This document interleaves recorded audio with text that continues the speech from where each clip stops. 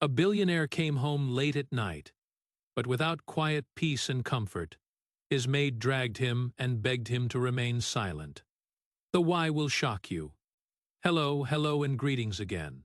In case you love motivational stories, don't forget to subscribe and click the like button. Now sit back, relax, and let me take you into this story. The night had lagged on for far too long. Kingsley Adebanjo, one of the most lucrative businessmen in Lagos, had been stuck at another dinner for a good cause, the kind where tidy speeches lingered in the room, where the red wine was sweeter than dirt, and where men measured their success based on their imported timepiece watches and the figures on the donation receipts. He'd performed his duty, smiled, shaken hands, written a charitable check for an orphanage, then slipped away before midnight. When his chauffeur dropped him off at his glass-enclosed penthouse, Kingsley longed for nothing so much as silence. His shoulders ached, his head throbbed. All he wanted was a shot of booze, a 10-minute respite, and then bed in the bed he hadn't slept a week. The city outside was still alive, neon lights flickering, street vendors calling out the last ears of grilled corn, and the distant thump of a nightclub on the wind. In his penthouse apartment, though, everything was always still. But this evening, as soon as he closed the door behind him, someone grabbed him. A hand covered his mouth. His body coiled to strike, his heart pounding in his chest. "Make not a sound." A tremulous voice whispered, a woman's voice. He froze. It was familiar. When she at last removed her hand, he whirled around. Amaka. It was his maid, the reticent young woman the agency had sent just 2 weeks earlier, usually discreet in her plain dress and tidy apron. Tonight, however, her eyes were ballooned, puffy, filled with terror. "What are you doing in my house at this hour?" Kingsley snarled. "Please," she gasped, "don't yell." "Why not?" His tone was unpleasant. Her chin trembled before she could speak.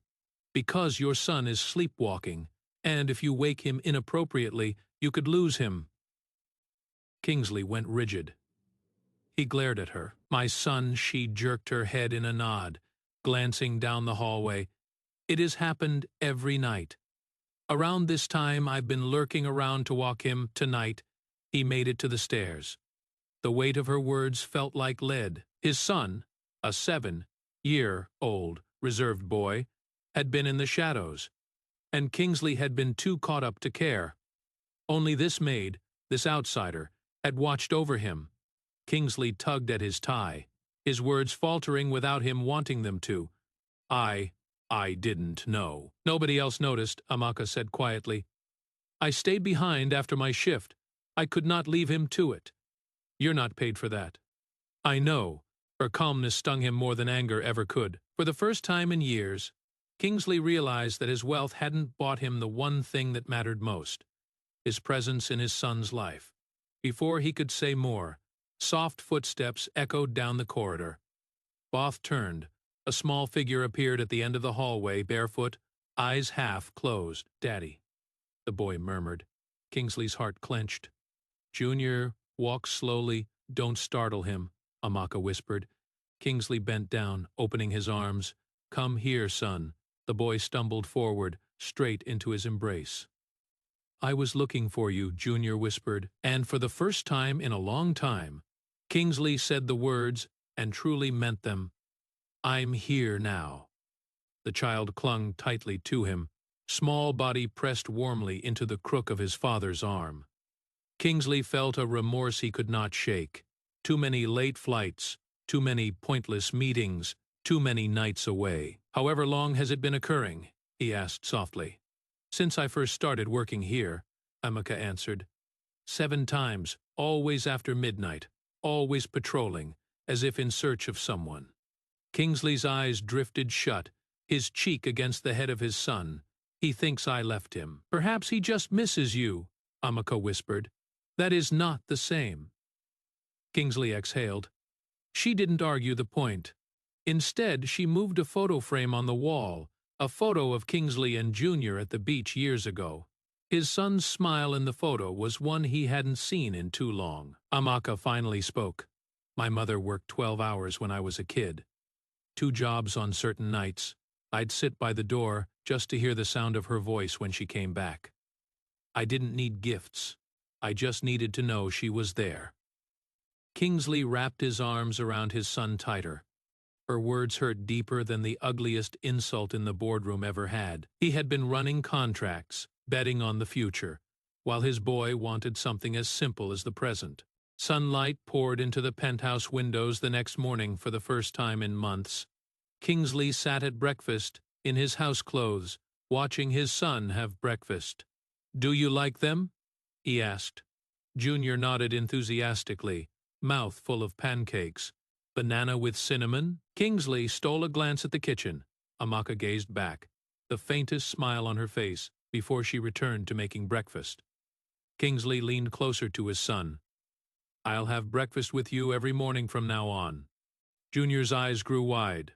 "Even when you work?" "Even then," Kingsley promised. The boy grinned, and Kingsley felt the warmth in his chest that no victory at the office had ever given. Days became weeks.